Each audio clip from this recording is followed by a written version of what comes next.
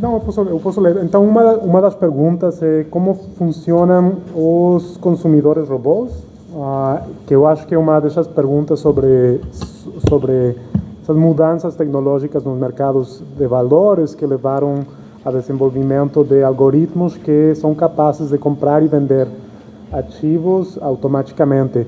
Em realidade, esses robôs são super simples, não tem nada de complexo, tem 4 ou 5 tipos de robôs que são os que atuam no mercado. Eles têm que ser muito simples, são algoritmos que veem, por exemplo, o preço médio nos últimos 5 minutos e comparam isso com uma predição para 2 milissegundos depois do tempo atual. São também robôs que fazem comparações de índices com um preço atual no mercado, mas são comparações muito rápidas que têm que ser feitas em no mais 50 microsegundos. Então, são basicamente somar e restar e dividir. São robôs muito, muito simples. Os algoritmos dos mercados financeiros atuais parecem ser complexos, mas em realidade são simples. A questão é que tem muitos, tem dezenas de milhares de algoritmos interatuando com diferentes, qual é a palavra? Parâmetros, e esses parâmetros interatuam de formas impredicíveis às vezes. Então, os robôs, em realidade, são regras simples de compra e venda que são programadas em computadores e atuam a uma velocidade enorme. A velocidade de reação de um desses sistemas é em torno dos 2 ou 3 milissegundos. E o tempo de compra e venda hoje em dia é também em torno de 2, 3, 10 milissegundos, dependendo de quão longe está o algoritmo, o programa dos servidores da Bolsa de Valores. Então, não tem muito de impressionante.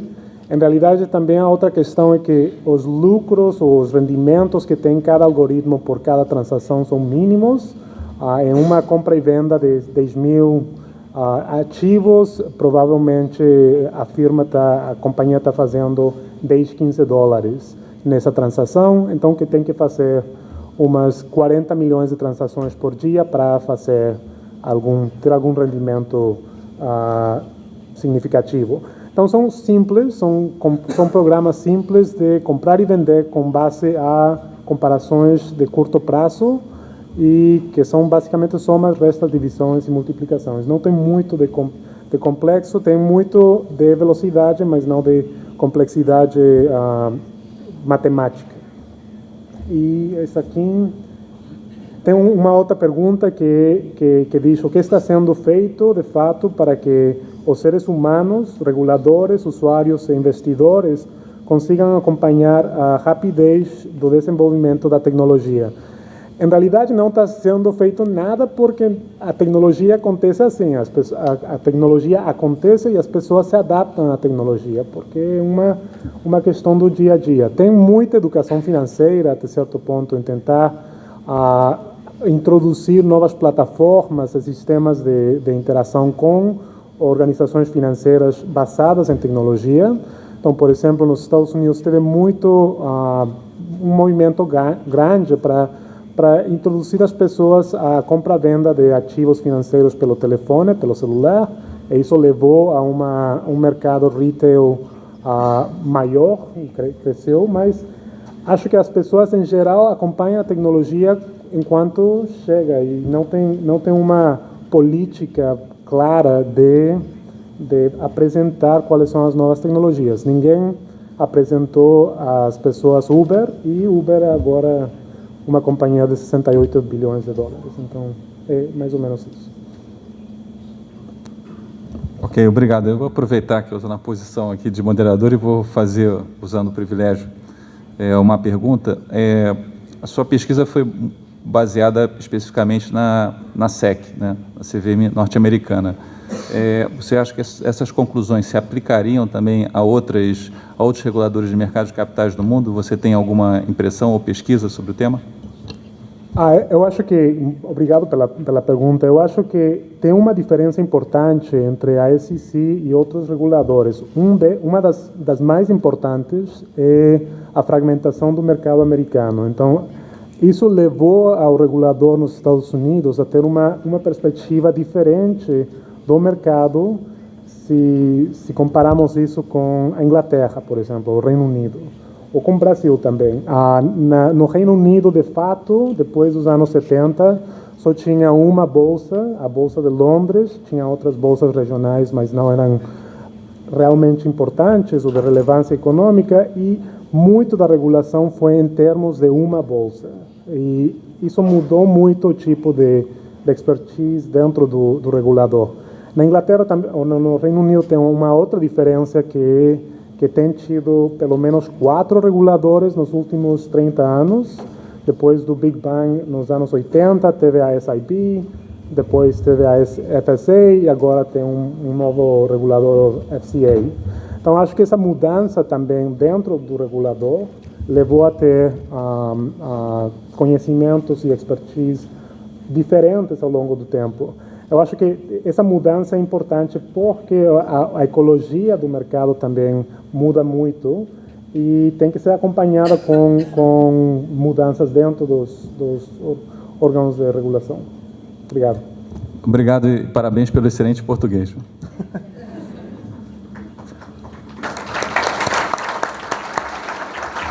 Eu passo a palavra ao Ricardo. A gente tem aqui as duas questões específicas para ele. Bom, a primeira pergunta, eu até vou agradecer aqui, é da Ana Tereza Ottoni. Qual a expectativa da KPMG na auditoria das fintechs? O foco será maior em controles internos? Uma pergunta excelente.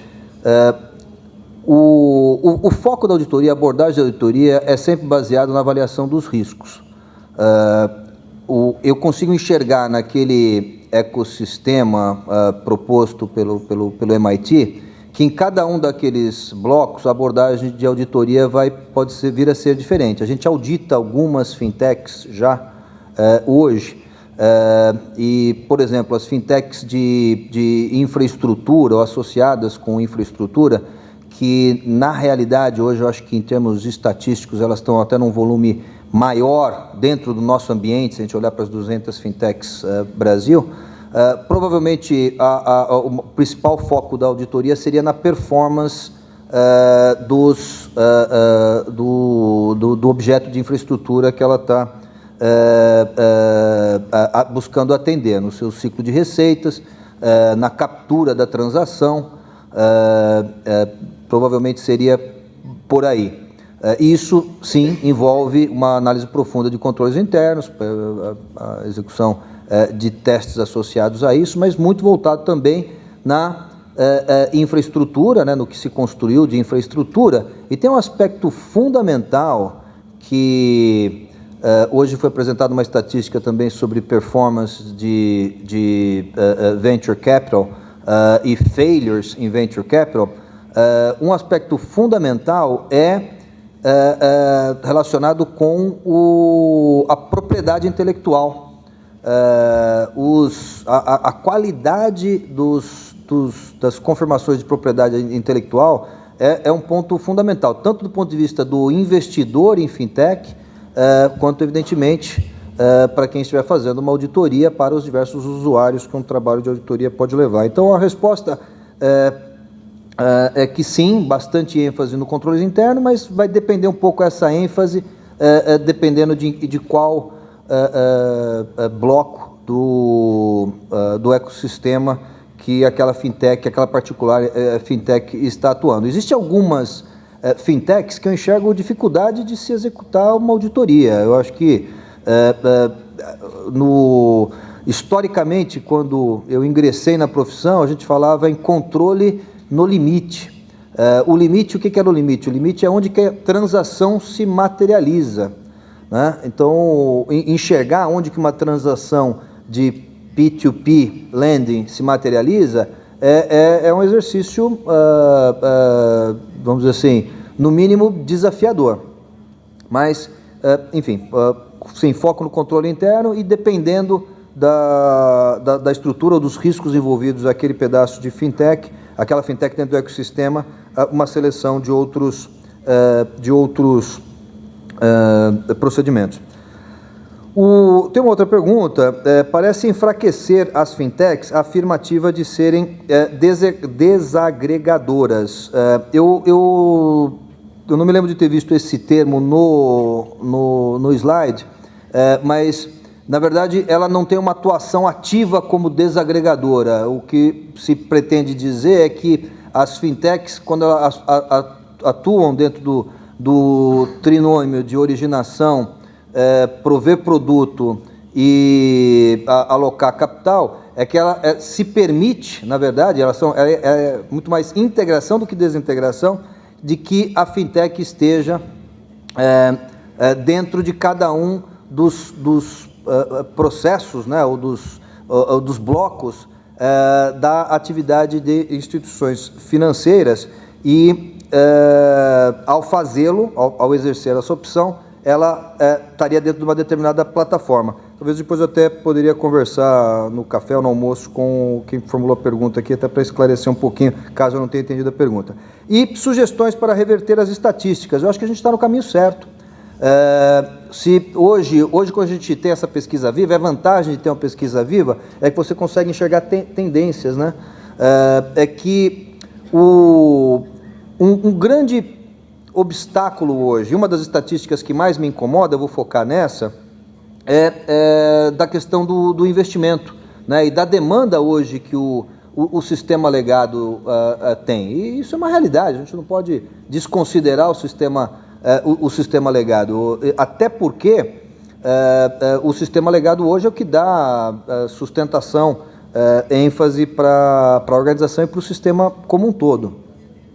O que eu enxergo como uma iniciativa que eu considero apropriada, não é a única, mas eu considero apropriada, é que as instituições que optaram por fazer os desenvolvimentos de produtos disruptivos em ambiente independente da organização. Eu acho que é um modelo hoje que eu enxergo com mais histórias de sucesso. Isso pode acontecer tanto numa estrutura de greenfield, estimulando o desenvolvimento interno, mas apartado de novas soluções, novos produtos, quanto atuando em parceria com fintechs já constituídas.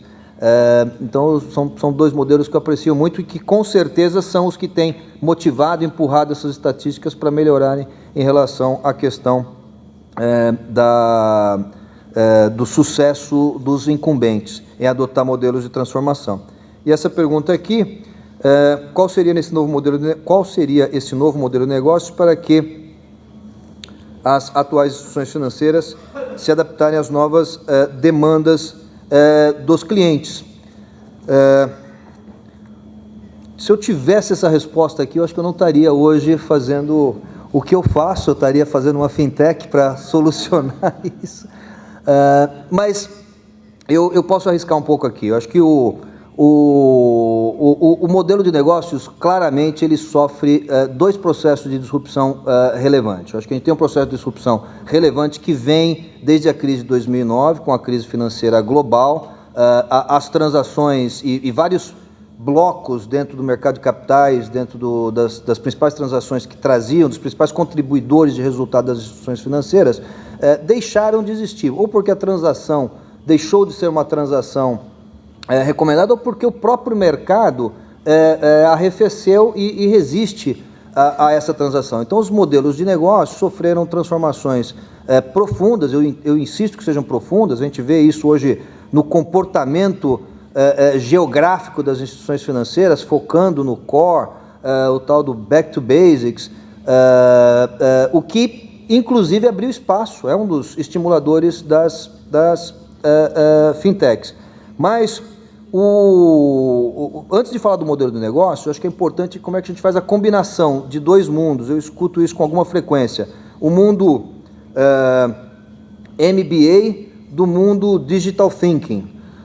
Como é que você reconcilia esses dois, ou extrai o melhor dos dois para você transformar a solução? E transformar a solução não é olhar para o modelo de negócio e tentar melhorar ele, é vir da demanda que o mercado impõe e com os enablers que o mercado te trouxe, para dentro da organização, escutando a voz do cliente e combinando esses dois extremos aí do MBA e do Digital Thinking, que é uma forma simplificada aí de falar dessa inteligência. Obrigado, Ricardo. Até uma pergunta rápida, que talvez complemente a anterior. Como o presidente mencionou, a CVM lançou o Fintech Hub, uma iniciativa interna que abre um diálogo, e a gente tem recebido consultas de pessoas que gostariam de desenvolver ou estão desenvolvendo soluções, procurando orientação da CVM no que diz respeito a aspectos regulatórios. E algumas reclamações também. Nós temos recebido algumas reclamações de pessoas que têm problemas com robo-advisors e que procuram a CVM a fim de esclarecer as responsabilidades. Mas especificamente do caso, as pessoas que nos procuram, a gente fala sobre regulação e discute, mas no caso do negócio, como você falou bastante aqui, você poderia mencionar algum fator crítico de sucesso para a materialização de uma fintech, de uma ideia de fintech, em 1 minuto? Poxa, outra vez, acho que... Bom, a pergunta é excelente. Eu tenho uma convicção muito firme de que o processo de planejamento estratégico, mesmo para um ambiente criativo da garagem, do GarageBand, ele é extremamente fundamental. Se você olhar aquela lista das fintechs de sucessos, né, das decacorns, que já não são mais unicórnios,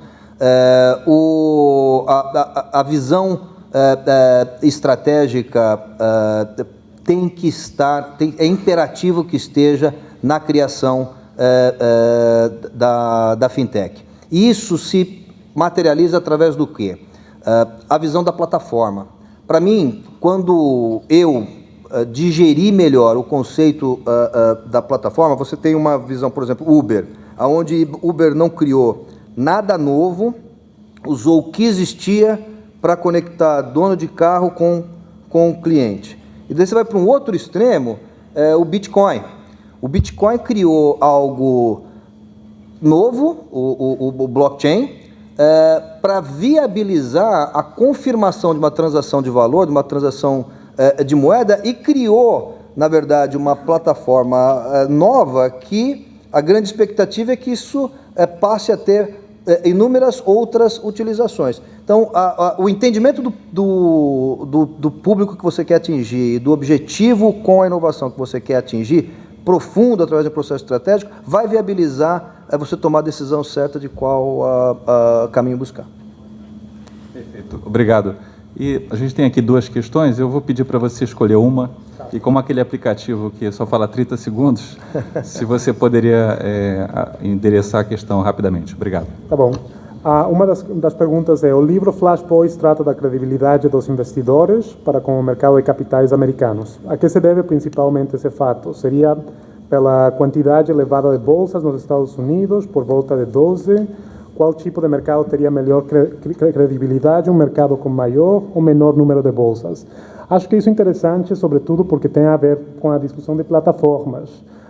O mercado americano é muito fragmentado, como falei, e parte do problema da credibilidade tem a ver com um participante monopólico, quase monopólico, a Bolsa de Londres, de Nova York, que sempre teve muito controle sobre o mercado, e também tem a ver com a fragmentação do mercado mesmo.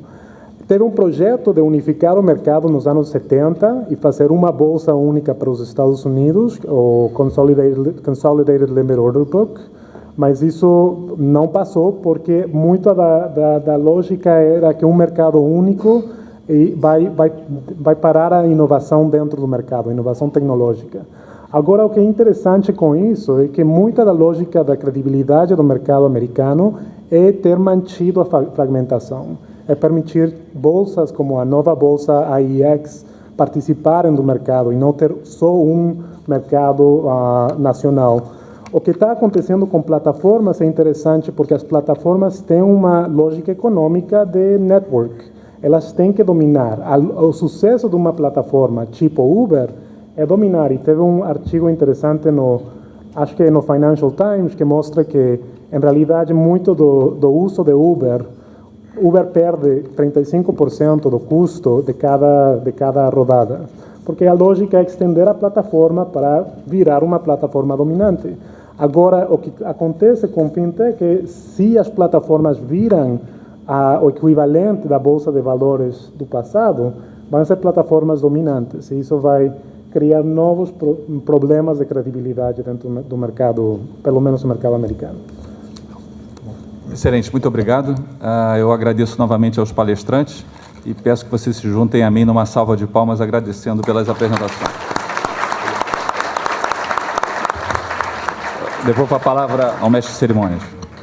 Nós agradecemos então a José Alexandre Vasco, senhor Ricardo Agnesini, Juan Pablo Pardo Guerra, pela participação neste painel, e informamos que nas mesas de cadastramento no salão ao lado estão disponíveis mapas contendo a localização dos restaurantes próximos ao hotel.